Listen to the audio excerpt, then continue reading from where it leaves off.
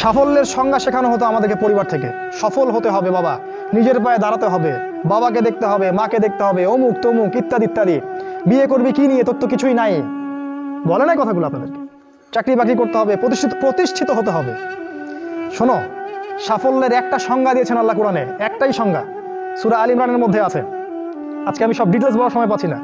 সূরা আল ইমরানের মধ্যে আছে, কুল্লু নাফসিন যায়িকাতুল মাউত, প্রত্যেকটা নফস মারা যাবে এবং কিয়ামতের মাঠে তাদের পুরোপুরি প্রতিদান তাদেরকে দেয়া হবে।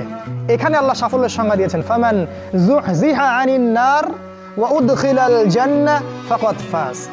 ওই দিন কিয়ামতের মাঠে যাকে জাহান্নাম থেকে বাঁচানো হবে আর জান্নাতে প্রবেশ করানো হবে, ফাকাদ ফাজা, এই ব্যক্তি হচ্ছে সফল। সাফল্যের সংজ্ঞা কোথায় পাইলেন?